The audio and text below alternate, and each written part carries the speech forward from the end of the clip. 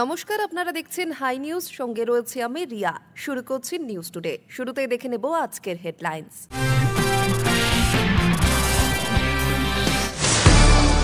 শুক্রবার রাতে নেপালের নতুন প্রধানমন্ত্রী হিসেবে শপথ নিয়েছেন ৭৩ বছরের সুশীলা কার্কি। সরকার পতনের পর অগ্নিগর্ভ নেপালের হাল ধরেছেন তিনি। এরপরই তাকে শুভেচ্ছা জানালেন প্রধানমন্ত্রী নরেন্দ্র মোদী। দুর্গাপুজোর প্রাক্কালে কলকাতা সফরে আসছেন প্রধানমন্ত্রী নরেন্দ্র মোদী। ১৫ সেপ্টেম্বর ভারতীয় সেনার যৌথ কমান্ডার সম্মেলনের উদ্বোধন করতে বাংলায় আসছেন তিনি। এই জন্য ১৪ এবং ১৫ সেপ্টেম্বর যান চলাচলে বিধিনিষেধ নিয়ে বিবৃতি police commissioner Manoj Parman. Dakshineswar metro স্টেশনে খুনের ঘটনায় গ্রেফতার মূল অভিযুক্ত। খুনের পরই গা ঢাকা দেয় সে। যদিও শেষ রক্ষা হয়নি, মাত্র কয়েক ঘন্টার মধ্যে একাদশ শ্রেণীর পড়ুয়াকে হাওড়া স্টেশন থেকে গ্রেফতার করল পুলিশ। ছাত্রী মৃত্যুতে নড়েচড়ে বসল যাদবপুর বিশ্ববিদ্যালয়। ক্যাম্পাসে মাদকদ্রব্য নিয়ে প্রবেশে কড়া শাস্তির বিজ্ঞপ্তি কর্তৃপক্ষের। পাশাপাশি ক্যাম্পাসে প্রবেশের ক্ষেত্রে একাধিক গাইডলাইন প্রকাশ করল কর্তৃপক্ষ। পুজোর পরও বেশিরভাগ প্যান্ডেল খোলা হয় না, যার জেরে সমস্যা হয় পাড়ার শিশু সহ বয়স্কদের। তারপরই নির্দেশ কলকাতা পুরসভার, পুজো শেষ হওয়ার ২ সপ্তাহের মধ্যেই খুলতে হবে প্যান্ডেল। শারদ উৎসব শেষ হওয়ার পরও প্রায় মাসখানেক ধরে শহরের একাধিক পার্ক সাধারণ মানুষের জন্য বন্ধ থেকে যায়। কারণ সেই সব পার্কে তৈরি মণ্ডপের কাঠামো খুলতে পুজো কমিটিগুলি দীর্ঘসূত্রিতা করে বলেই অভিযোগ।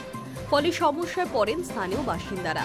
ভোরে প্রবীণদের হাঁটাহাঁটি থেকে শুরু করে শিশুদের খেলা কিংবা প্রবীণদের বসার জায়গা সবকিছুই আটকে যায় মণ্ডপের বাঁশের কাঠামো থেকে যাওয়ার কারণে। এবার সেই সমস্যা স্থায়ী সমাধানে উদ্যোগী হল কলকাতা পৌরসভা। পৌরসভার তরফে পূজা কমিটিগুলিকে স্পষ্ট নির্দেশ দেওয়া হয়েছে, দুর্গাপুজোর জন্য ব্যবহৃত পার্কগুলি বিজয়া দশমীর পর সর্বোচ্চ ১৪ দিনের মধ্যে জনগণের জন্য খুলে দিতে হবে। পার্কে পুজো আয়োজনের অনুমতি দেওয়ার সময় থেকেই এই শর্ত আরোপ করা হয়েছিল বলে জানিয়েছেন পৌরসভার এক আধিকারিক। কিন্তু বাস্তবে দেখা গিয়েছে বহু পার্ক দীর্ঘদিন ধরে দখল অবস্থায় থেকেছে। এর জেরে বারংবার অভিযোগ তুলেছেন স্থানীয়রা। এবার সেই সমস্যার সমাধানে উদ্যোগী হলেন কলকাতা পৌরসভার মেয়র পরিষদ দেবাশিস কুমার। মৌখিক নির্দেশ জারি করে তিনি সাফ জানিয়ে দিয়েছেন, কোনো পার্কে দুর্গাপুজোর মণ্ডপ তৈরি হলে বিজয়া দশমীর পর ১৪ দিনের মধ্যে মণ্ডপের কাঠামো খুলে ফেলতে হবে। উত্তর কলকাতার জগৎ মুখার্জি পার্ক, কুমারটুলি পার্ক এবং দক্ষিণ কলকাতার দেশপ্রিয় পার্ক, খিদিরপুর ২৫ পল্লী, সন্তোষ মিত্র স্কোয়ার, প্রতাপাদিত্য রোড ত্রিকোণ পার্কে মণ্ডপের বাঁশের কাঠামো বেশি দিন থেকে যায় বলে অভিযোগ, আর যে কারণে সাধারণ মানুষের প্রবেশাধিকার ব্যাহত হয়। নিয়ম মেনে দুর্গাপুজো শেষে দ্রুত পার্ক পুনরুদ্ধার না হওয়ায় ক্ষোভ প্রকাশ করেছেন স্থানীয়রা। এই পরিস্থিতিতে পুরসভা এবার কঠোর পদক্ষেপ করছে। যারা সময় মতো পার্ক খালি করতে ব্যর্থ হবে তাদের বিরুদ্ধে জরিমানা আরোপ করা হবে বলে জানানো হয়েছে। এমনকি প্রয়োজনে পৌরসভা নিজেই কাঠামো ভেঙে সরিয়ে ফেলবে এবং তার খরচ আয়োজকদের বহন করতে হবে। পৌরসভার মেয়র পরিষদের কথায়, পার্ক সাধারণ মানুষের সম্পদ, পুজো করার অনুমতি দেওয়া হচ্ছে, তবে শর্ত মেনে সময় মতো পার্ক ফেরাতে হবে। নিয়ম না মানলে কড়া ব্যবস্থা। তিনি আরও জানিয়েছেন, দুর্গাপুজোর পর বিভিন্ন পার্কে কালী পুজো হয়। দুর্গাপুজোর প্যান্ডেল খোলা না হলে কালী পুজোর প্রস্তুতিও ধাক্কা খেতে পারে। আর এই সমস্ত বিষয় মাথায় রেখেই ২ সপ্তাহের সময়সীমা বেঁধে দেওয়া হচ্ছে। নাগরিকদের একাংশের দাবি, এই সিদ্ধান্ত কার্যকর হলে প্রবীণ নাগরিকদের পাশাপাশি শিশুদেরও সুবিধে হবে। কারণ উৎসব শেষে কলকাতার মতো শহরে সাধারণ মানুষের দৈনন্দিন জীবনে পার্কের প্রয়োজন অপরিসীম। কেবল উৎসব নয়, সারা বছরই পার্ক বয়স্ক থেকে শিশু সকলের জন্যই অপরিহার্য। তাই মেয়র পরিষদের মৌখিক নির্দেশ সাধারণ মানুষকে স্বস্তি দেবে বলেই মত স্থানীয়দের। প্রসঙ্গত, মেয়র পরিষদ দেবাশিসও দক্ষিণ কলকাতার খ্যাতনামা পুজো কমিটি ত্রিধারা সম্মেলনের সঙ্গে যুক্ত। যদিও তার পুজো কোনো পার্কে নয়, সরকারি অনুমতি নিয়ে আয়োজিত হয় রাস্তার উপরই। সেক্ষেত্রে দেবাশিসের পুজো শেষ হওয়ার ৭ দিনের মধ্যেই মণ্ডপ খোলার কাজ সম্পূর্ণ করে রাস্তা ফাঁকা করে দেন। High news network.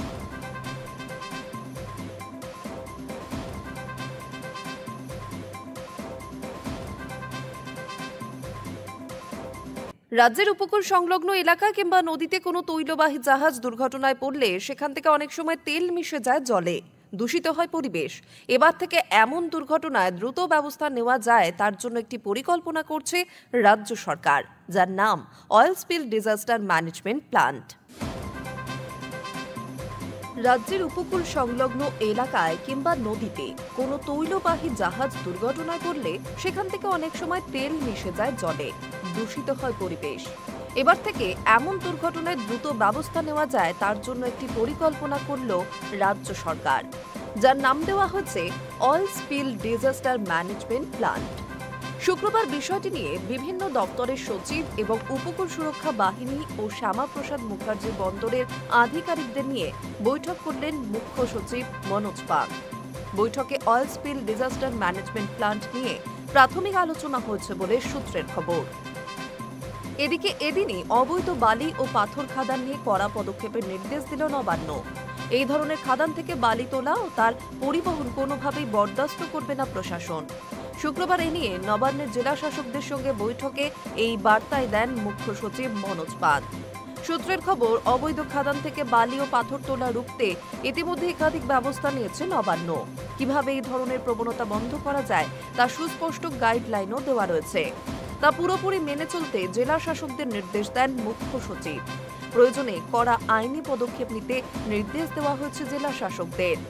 জেলা পুলিশকে সঙ্গে নিয়ে অবৈধ খাদান থেকে বালি ও পাথর পাচার রোখার উপর জোর দেন মুখ্য সচিব। এদিন বৈঠকে ভার্চুয়ালি হাজির থাকা জেলা শাসকদের সঙ্গে একাধিক বিষয় নিয়ে আলোচনা হয় তার। সেখানে উঠে আসে খাদানের প্রসঙ্গটি। বালি ব্ল্যাকস্টোন উত্তোলনের বিষয়টি দেখার জন্য রয়েছে mining and minerals development corporation. প্রশাসনিক কর্তাদের মতে অবৈধভাবে বালি তোলায় একদিকে যেমন পরিবেশের ক্ষতি হয়, তেমনি রাজ্য সরকারের বিপুল পরিমাণ রাজস্বের ক্ষতি হচ্ছে। তাই ফের এক দফা কড়া ব্যবস্থা নিতে নির্দেশ দেওয়া হলো। Hi news network. দুর্গাপুজোর প্রাক্কালে কলকাতা সফরে আসছেন প্রধানমন্ত্রী নরেন্দ্র মোদী। 15 সেপ্টেম্বর ভারতীয় সেনার যৌথ কমান্ডার সম্মেলনের উদ্বোধন করতে বাংলায় আসবেন তিনি। এই জন্যই 14 এবং 15 সেপ্টেম্বর শহরের বিভিন্ন রাস্তায় যান চলাচলে বিধিনিষেধ থাকবে। সেই নিয়েই বিবৃতি পুলিশ কমিশনার মনোজ বর্মার। দুর্গাপুজোর প্রাক্কালে কলকাতা সফরে আসছেন প্রধানমন্ত্রী নরেন্দ্র মোদী। 15 সেপ্টেম্বর ভারতীয় সেনার যৌথ কমান্ডার সম্মেলনের উদ্বোধন করতে বাংলায় আসবেন তিনি। এই জন্য 14 এবং 15 সেপ্টেম্বর শহরের বিভিন্ন রাস্তায় যান চলাচলে বিধিনিষেধ থাকবে। সেই নিয়ে বিবৃতি পুলিশ কমিশনার মনোজ বর্মার। কোন কোন সময় কোন কোন রাস্তায় ভারী গাড়ি চলাচলে বিধিনিষেধ থাকবে স্পষ্ট করে দিলেন নগরপাল। পুলিশ কমিশনার জানিয়েছেন, প্রধানমন্ত্রীর সফর উপলক্ষে কলকাতা শহর সহ কলকাতা পুলিশের এখতিয়ারভুক্ত বিভিন্ন রাস্তায় 14 এবং 15 সেপ্টেম্বর পণ্যবাহী যান চলাচল বন্ধ। বিশেষত 14 তারিখ দুপুর 3:30 থেকে রাত 8টা এবং পরের দিন অর্থাৎ 15 সেপ্টেম্বর সকাল 7:30 থেকে বিকেল 4টে পর্যন্ত এই নিষেধাজ্ঞা জারি থাকবে। সেই সঙ্গে প্রধানমন্ত্রী এবং অন্যান্য বিশেষ ব্যক্তির সফরসূচি অনুযায়ী ওই সময়সীমা বাড়ানো হতে পারে। 14 সেপ্টেম্বর দুপুর 3:30 থেকে রাত 8টা পর্যন্ত রাজভবন দক্ষিণ গেট থেকে RR Avenue, red road, J&N island থেকে মা উড়ালপুলে পণ্যবাহী গাড়ি চলাচল বন্ধ। এইভাবে AJC Bose উড়ালপুল, AJC Bose road থেকে হাসপাতাল road, lovers lane, Khidirpur road হয়ে J&N island, red road, RR Avenue থেকে রাজভবন দক্ষিণ গেটের রাস্তা দিয়ে কোনো পণ্য পরিবাহী গাড়ি চলাচল করবে না। 15 সেপ্টেম্বর রাজভবন দক্ষিণ গেট থেকে RR Avenue, red road, J&N island থেকে ফোর্ট উইলিয়াম পূর্ব গেটের রাস্তা থেকে খিদিরপুর রোডে পণ্যবাহী গাড়ি যাতায়াত করতে পারবে না। এই বিধিনিষেধ কার্যকর হবে সকাল 7:30 থেকে বিকেল 4টে পর্যন্ত। এছাড়া অন্যান্য যান চলাচল এবং পার্কিংয়ের ক্ষেত্রে ওই 2 দিন নিষেধাজ্ঞা জারি থাকবে। সেই 2 দিন বিভিন্ন রাস্তায় ট্রাফিকের দায়িত্বে থাকা আধিকারিকেরা তা জানিয়েও দেবেন।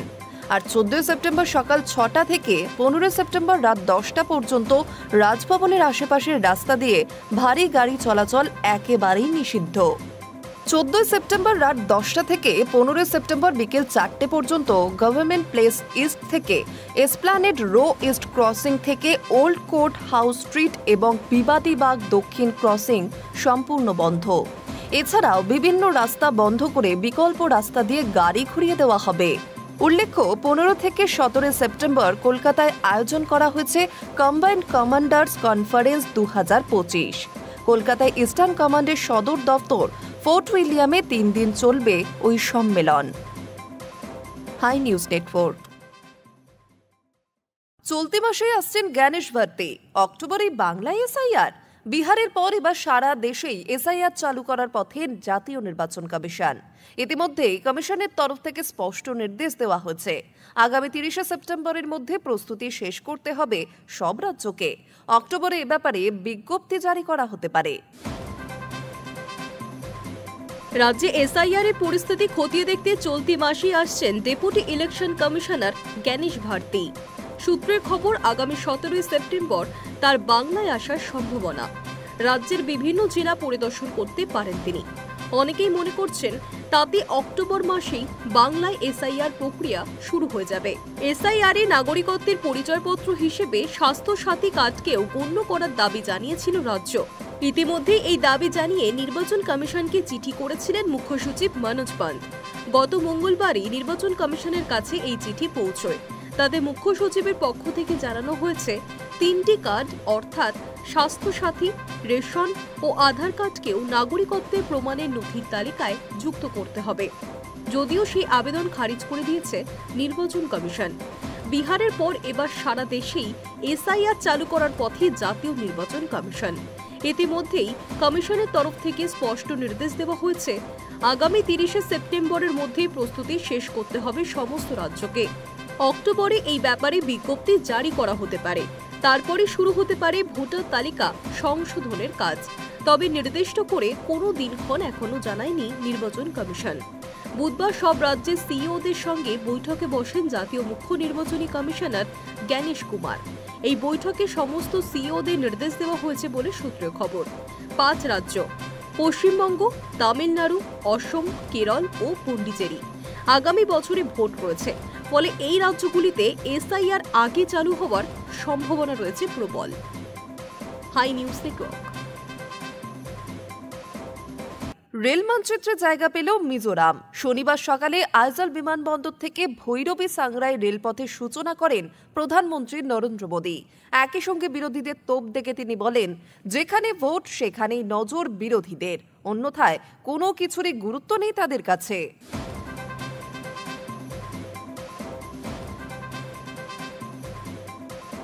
রেল মানচিত্রে জায়গা পেল মিজোরাম। শনিবার সকালে আইজল বিমানবন্দর থেকে ভৈরবী সাইরাং রেলপথের সূচনা করেন প্রধানমন্ত্রী নরেন্দ্র মোদী। একই সঙ্গে বিরোধীদের তোপ দেখে তিনি বলেন, যেখানে ভোট সেখানেই নজর বিরোধীদের, অন্যথায় কোনো কিছুরই গুরুত্ব নেই তাদের কাছে। শনিবার সকালে আইজল সরাসরি জুড়ে গেল ভারতের অন্যান্য অংশের। বর্ষণমুখর শনিবারের সকালে আইজল বিমানবন্দর হেলিকপ্টারে অনুষ্ঠান স্থলে যেতে পারেননি প্রধানমন্ত্রী। তাই আইজল বিমানবন্দর থেকে এই রেলপথের উদ্বোধন করলেন নরেন্দ্র মোদী।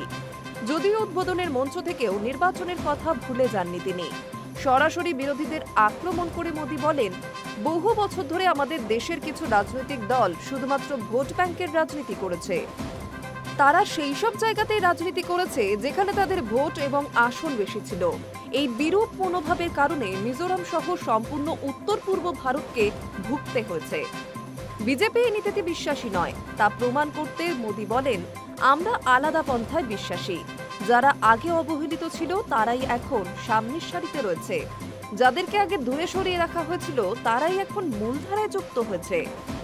অন্যদিকে প্রধানমন্ত্রীর উত্তর পূর্ব সফরকে কটাক্ষ করে মুখ খুলেছেন কংগ্রেস নেত্রী প্রিয়াঙ্কা গান্ধী। তিনি বলেন, আমি খুশি তিনি 2 বছর পরে অবশেষে মণিপুরে যাওয়ার সিদ্ধান্ত নিয়েছেন। আরও আগেই সেখানে যাওয়া উচিত ছিল তার। এটা খুবই দুর্ভাগ্যজনক তিনি এতদিন ধরে মণিপুরের সংঘর্ষ এবং এত মানুষের হত্যার সুযোগ দিয়েছেন। ভারতের প্রধানমন্ত্রীদের এমন ইতিহাস নেই। যে দলেরই হন তিনি, মানুষের দুঃখে সেখানে পৌঁছানোর কথা তার। স্বাধীনতার পর থেকে তাই হয়েছে। শনিবার আইজল থেকে দিল্লিকে যুক্ত করে রাজ্যের প্রথম রাজধানী এক্সপ্রেস চালু হয়েছে। নাম সাংরাই দিল্লির রাজধানী এক্সপ্রেস। অন্যদিকে ভৈরবী সাংরাই রেল প্রজেক্টের জন্য খরচ হয়েছে 8,070 কোটি টাকা। এই রেলপথে রয়েছে 45টি সুড়ঙ্গ এবং 142টি সেতু। জানা গিয়েছে সাইরাংয়ের কাছে 144 নম্বর সেতুটি 114 মিটার উঁচু। এটি কুতুব মিনারের থেকেও উঁচু বলে জানা গিয়েছে। Hi news network.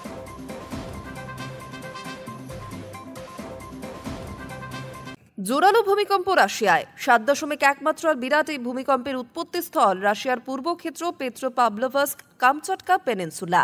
ঘটনার পর জারি করা হয়েছে সুনামি সতর্কতা। এদিকে মার্কিন জিওলজিক্যাল সার্ভে জানিয়েছে ভূমিকম্পের মাত্রা ছিল 7.4। জোরালো ভূমিকম্প রাশিয়ায় 7.1 মাত্রার বিরাট এই ভূমিকম্পের উৎপত্তিস্থল রাশিয়ার পূর্বক্ষেত্র পেট্রোপাভলোভস্ক কামচাটকা পেনিনসুলা। ঘটনার পর জারি করা হয়েছে সুনামি সতর্কতা। এদিকে মার্কিন জিওলজিক্যাল সার্ভে জানিয়েছে ভূমিকম্পের মাত্রা ছিল 7.4। ওই অঞ্চলে সুনামি সতর্কতা জারি করা হয়েছে, তবে এখনো পর্যন্ত কোনো ক্ষয়ক্ষতির কথা জানা যায়নি। এদিকে কামচাটকা দক্ষিণ পশ্চিমে অবস্থিত জাপানে কোনো সুনামি সতর্কতা জারি করা হয়নি। গোটা পরিস্থিতির দিকে নজর রাখা হচ্ছে। উল্লেখ্য, গত জুলাই মাসে ভয়াবহ ভূমিকম্প হয়েছিল কামচাটকার এই অঞ্চলে। 8.8 মাত্রার বিরাট এই ভূমিকম্পের তীব্রতা এতটাই ছিল যে আমেরিকা, জাপান সহ একাধিক দেশে কম্পন অনুভূত হয়। ঘটনার পর রাশিয়ার উপকূলবর্তী অঞ্চলে সুনামির বিরাট ঢেউ দেখা যায়, যার উচ্চতা ছিল প্রায় 13 ফুট। এরপর সুনামির ঢেউ আছড়ে পড়ে জাপানের হোক্কাইডো উপকূলবর্তী এলাকা এবং রাশিয়ার পূর্ব উপকূলের কুরিল দ্বীপে। খালি করে দেওয়া হয় জাপানের ফুকুশিমা পরমাণু কেন্দ্র। সুনামির সতর্কতা জারি করা হয় চীনের একাংশেও। ভূমিকম্পের পর এক্স হ্যান্ডেলে সতর্কবার্তা জারি করে মার্কিন প্রেসিডেন্ট ডোনাল্ড ট্রাম্প। তিনি লেখেন, প্রশান্ত মহাসাগরে সংঘটিত এক বিশাল ভূমিকম্পের কারণে হাওয়াইবাসীদের জন্য সুনামির সতর্কতা জারি করা হয়েছে। আলাস্কা এবং মার্কিন যুক্তরাষ্ট্রে প্রশান্ত মহাসাগরীয় উপকূলে সুনামির সতর্কতা জারি করা হয়েছে। কামচাটকা বরাবরই ভূমিকম্প প্রবণ। 1952 সালে এক ভয়াবহ ভূমিকম্পের মাত্রা ছিল 9.0। সেটাই ছিল সর্বোচ্চ। কয়েকদিন আগে ভূমিকম্পের প্রায় কাছাকাছি পৌঁছে গিয়েছিল। এবার ফের কাঁপল ওই একই এলাকা, ফলত ছড়ালো আতঙ্ক। Hi news network. ইউক্রেনের ড্রোন হামলার নিশানা এবার রাশিয়ার উত্তর পশ্চিমাঞ্চলের লেনিনগ্রাদ অঞ্চলের বন্দর। বাল্টিক সাগরে উপকূলের পিমোর্স রাশিয়ায় বৃহত্তম তেল বন্দর হিসেবে পরিচিত। সেখানেই শুক্রবার ভোরে হামলা চালিয়েছে ভলোদিমির জেলেনস্কির বাহিনী। এই হামলাকে রুশ প্রেসিডেন্ট ভ্লাদিমির পুতিনের কাছে বড় ধাক্কা বলে মনে করা হচ্ছে। ইউক্রেনের ড্রোন হামলার নিশানা এবার রাশিয়ার উত্তর পশ্চিমাঞ্চলের লেনিনগ্রাদ অঞ্চলের বন্দর। বাল্টিক সাগরে উপকূলের পিমোর্স রাশিয়ায় বৃহত্তম তেল বন্দর হিসেবে পরিচিত। সেখানে শুক্রবার ভোরে হামলা চালিয়েছে ভলোদিমির জেলেনস্কির বাহিনী। এই হামলাকে রুশ প্রেসিডেন্ট ভ্লাদিমির পুতিনের কাছে বড় ধাক্কা বলে মনে করা হচ্ছে। লেনিনগ্রাদ ওব্লাস্টের আঞ্চলিক গভর্নর আলেকজান্ডার ড্রোজদেনকো শুক্রবার জানিয়েছেন, ড্রোন হামলায় দুটি তৈলবাহী জাহাজ ক্ষতিগ্রস্ত হয়েছে। আগুন লেগেছে তেলের পাম্পিং স্টেশনে। প্রসঙ্গত, চলতি বছরের 1 জুন রুশ ভূখণ্ডের ভিতরে 5 সামরিক বিমান ঘাঁটিতে নিখুঁত ড্রোন হামলা চালিয়েছিল ইউক্রেন। কিভের ওই সামরিক অভিযানের নাম ছিল অপারেশন স্পাইডার ওয়েব। ওই ঘটনার পর এই প্রথমবার এত বড় ড্রোন হামলা হলো রুশ ভূখণ্ডে। অপারেশন স্পাইডার ওয়েবে কোয়াডকপ্টার শ্রেণীর 117টি মানববিহীন আত্মঘাতী উরুক্কু যান ব্যবহার করেছিলেন জেলেনস্কির জেনারেলরা। ওই হামলায় মস্কোর 1/3 কৌশলগত বোমারু বিমান ধ্বংস করতে সক্ষম হয়েছিলেন তারা। রাশিয়ার মুরমানস্ক, ইরকুটস্ক, ইভানোভো, রিয়াজান এবং আমুর এলাকার 5 বিমান ঘাঁটিতে ধ্বংসলীলা চালিয়েছিল ইউক্রেনের কোয়াডকপ্টার ড্রোন। অত্যন্ত গোপনে ট্রাকে করে সেগুলিকে বায়ুসেনা ছাউনিগুলির কাছে পৌঁছে দিয়েছিল কিভের স্লিপার সেল। পরে প্রেসিডেন্ট জেলেনস্কি জানিয়েছিলেন, বোমারু ও নজরদারি মিলিয়ে অন্তত 40টি যুদ্ধ বিমান ধ্বংস করেছে তার বাহিনী। ক্রেমলিনের বোমারু বিমান চিনতে সংশ্লিষ্ট ড্রোনগুলিতে কৃত্রিম মেধা বা এআই প্রযুক্তি ব্যবহার করা হয়েছিল। এবারও তেমন প্রযুক্তি ব্যবহার করা হয়েছে বলে পশ্চিমী সংবাদ মাধ্যমগুলির একাংশ জানাচ্ছে। কয়েক মাস আগে বাল্টিক সাগরের তীরবর্তী উস্ত লুগা কৃষ্ণ সাগরের নোভোরোস্কিস সহ কয়েকটি রুশ বন্দরকে নিশানা করেছিল ইউক্রেন, কিন্তু তা সফলভাবে প্রতিহত করে পুতিন সেনা। Hi news network. ভারতে খেলতে আসছেন ক্রিশ্চিয়ানো রোনাল্ডো। হ্যাঁ, শুভেচ্ছা সফর বা প্রীতি ম্যাচ নয়, খেলতে পারেন প্রতিযোগিতামূলক ম্যাচ। এএফসি চ্যাম্পিয়ন্স লিগ 2 এর ম্যাচে এফসি গোয়ার বিরুদ্ধে খেলার জন্য ভারতে আসতে পারেন CR7। এই ম্যাচে ভারতের মাটিতে প্রথমবার খেলতে পারেন CR7। ভারতে খেলতে আসছেন ক্রিশ্চিয়ানো রোনাল্ডো। হ্যাঁ, শুভেচ্ছা সফর বা প্রীতি ম্যাচ নয়, ভারতে খেলতে পারেন প্রতিযোগিতামূলক ম্যাচ। এফসি চ্যাম্পিয়ন্স লিগ 2 এর ম্যাচে এফসি গোয়ার বিরুদ্ধে খেলার জন্য ভারতে আসতে পারেন CR7। চুক্তি অনুযায়ী এএফসি চ্যাম্পিয়ন লিগের অ্যাওয়ে ম্যাচ খেলতে CR7কে বাধ্য করতে পারবেন না আল নাসের কর্তৃপক্ষ। তবে রোনাল্ডো চাইলে তিনি খেলতেই পারেন। সেই সম্ভাবনা খোলা রাখতে ভারতের মাটিতে এফসি গোয়ার বিরুদ্ধে ম্যাচের জন্য রোনাল্ডোর নামও নথিভুক্ত করিয়েছেন আল নাসের কর্তৃপক্ষ।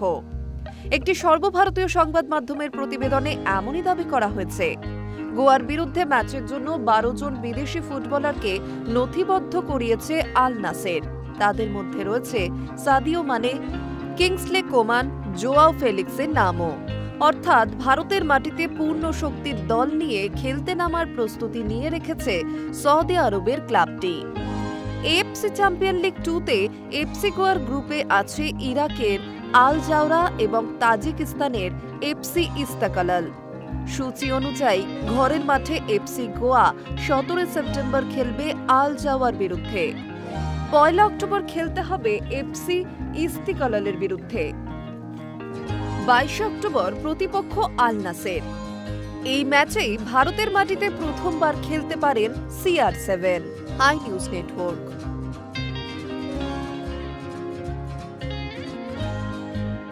নিউজ টুডে এখন এই পর্যন্তই। আরও অন্যান্য খবরের জন্য নজর রাখুন হাই নিউজে।